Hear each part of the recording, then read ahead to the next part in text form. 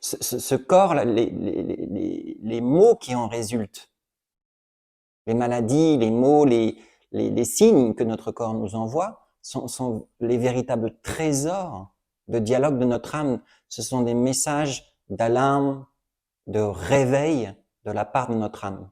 Bonjour, Dieu me demande de parler aujourd'hui du corps physique, essentiellement de comment, lorsque notre âme n'est pas nourrie, lorsque Dieu dit l'homme a faim, voilà, il s'approprie, il consomme parce qu'il a faim, parce que sa partie sacrée n'a pas été nourrie. Cela a des conséquences pour le corps. Voilà, parce que cette belle plante qui est en nous, cette partie sacrée, lorsqu'elle n'est pas nourrie, petit à petit, on peut imaginer qu'à compte-gouttes, le vase, le corps se remplit de douleur, de souffrance, du cri en fait de notre cœur qui a été si longtemps malmené, et que cette périphérie dans laquelle nous vivons, l'autre en nous, étire toutes les fibres physiques jusqu'à ce qu'elles cassent. Autrement dit, lorsque la cruche est pleine, ça déborde. Ce corps, les maux qui en résultent, les maladies, les maux, les signes que notre corps nous envoie sont les véritables trésors de dialogue de notre âme. Ce sont des messages d'alarme, de réveil de la part de notre âme. Notre corps nous parle depuis tout jeune de ce déséquilibre, mais on l'ignore, lui aussi, comme le cœur, le corps, on l'ignore également. Que faudra-t-il pour qu'on puisse vraiment agir en alignement avec ce cœur profond, avec notre âme? Si même on est arrivé à une telle détresse au sein de l'humanité, qu'on laisse même notre propre corps se remplir, c'est nos propres fibres se déchirer. Vous rendez-vous compte de ces mots? Là, je parle concrètement de maladies, qu'elles soient physiques ou mentales. Parce que pour éviter de voir ce corps qui se remplit, là, ces fibres qui se déchirent, on a mis en place toute une série de subterfuges, des béquilles qui peuvent être stimulantes ou calmantes. Hein, je parle de la mise en place parfois de systèmes de syndrome de burn-out. Voilà, là, le corps, là, on est stoppé. Hein. Cette faim de l'âme, hein, la faim, elle n'est pas nourrie, c'est ça. C'est le corps en pâtit tellement qu'à un moment, c'est trop. Il y a beaucoup de jeunes et d'enfants qui témoignent de ça, pour leurs parents également. Mais on les écoute pas non plus. On les remet dans les rails de la périphérie. Qu'ils soient hypersensibles,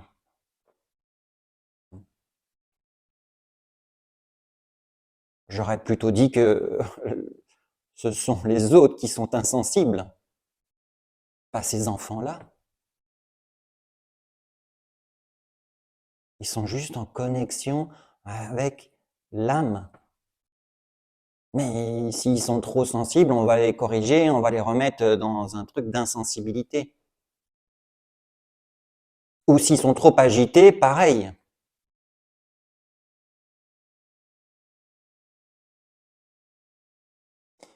Voilà, jusqu'à où irons-nous?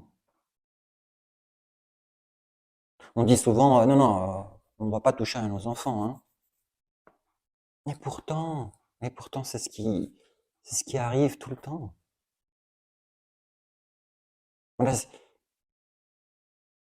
ce message, c'est aussi un appel du cœur à tous et à toutes pour sortir,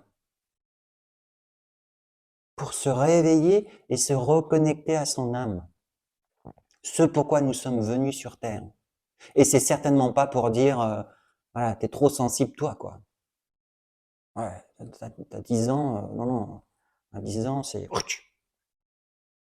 On redéfinit, on remet dans des cases. Et donc, le corps, voilà, qui a une certaine flexibilité, qui a une souplesse. À un moment, lorsque c'est trop, bah c'est trop, quoi. Ça casse, hein. Et donc, tous les mots qu'il nous envoie à travers ces messages, c'est vraiment des trésors de l'âme. Et j'invite tous mes semblables à venir bien écouter ces messages à ce moment-là, et même avant que la cruche soit pleine, parce qu'il y a des centaines de signes avant ça.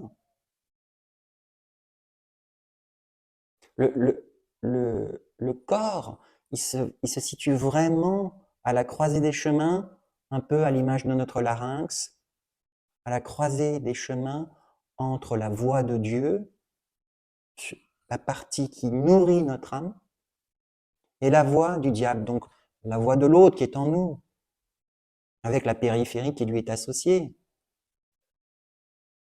Et le choix nous appartient de nourrir notre âme, de nourrir nos angoisses et nos peurs, avec toutes les conséquences que ça a. Des conséquences très concrètes, hein. Donc voilà, ce corps, voilà, on dit souvent, on s'est incarné, mais l'incarnation, c'est juste un pas, hein. Laisser la voix de Dieu imprégner et guider chacune de nos cellules, ça, ce sont d'autres pas à faire. Ah, mais on a tout de suite bloqué le chemin. Ça fait trop peur, donc boum, allez-y, on fait autre chose. Mais le chemin, il est continu. Et il peut être repris à n'importe quel moment. Le chemin vers son centre, vers son cœur, vers son âme. Et lorsque Dieu dit que l'homme a faim, ça a des conséquences terribles, réelles, avec toutes sortes de maladies, hein, des extrêmes qui, euh, lorsque le corps nous stoppe, c'est aussi parce que voilà, c'est des moments d'introspection et de revenir à l'intérieur, d'être nourri à nouveau par notre partie sacrée, par la voix de Dieu.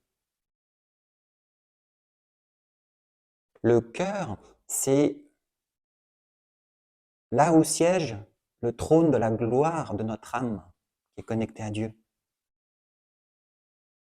Et elle émet des vibrations pour venir repeupler cette merveilleuse abbaye qui n'est que notre corps, ce lieu sacré. Mais si on ignore cette vibration et on ne la nourrit pas, notre corps en pâtit, notre santé en pâtit, notre équilibre. J'habite véritablement tous mes semblables à faire une pause. Arrêtez-vous un instant. Demandez-vous, posez-vous la question, posez la question à votre cœur. Est-ce que je suis sur ma mission d'âme, ici et maintenant? Est-ce que ce que je suis en train de faire ici et maintenant correspond à ce pourquoi je suis venu sur Terre? Est-ce que ça correspond à ce premier battement de cœur, à cette magie de Dieu?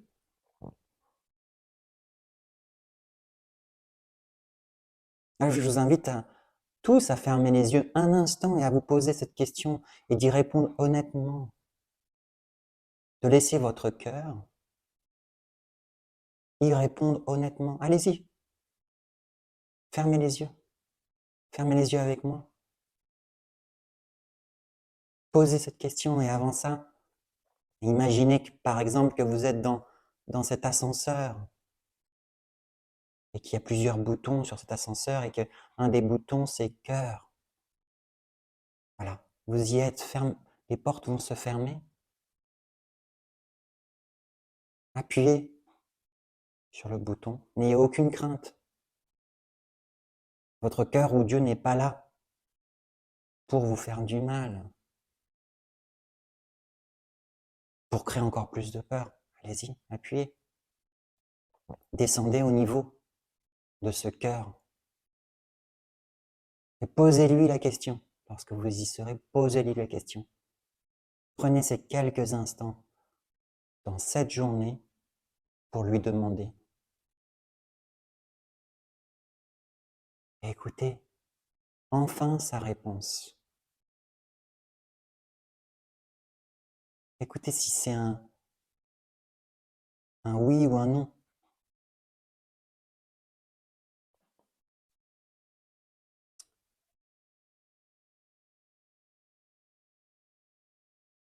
Et voyez ce que vous voulez en faire.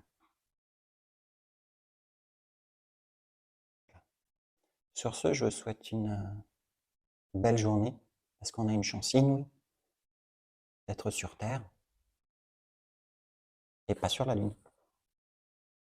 Voilà, on a une chance inouïe d'être là et de vivre ce qu'on vit ici et maintenant. Et de pouvoir participer à ce plus grand, à ce plan divin, à reprendre sa véritable place dans ce plan divin et pas continuer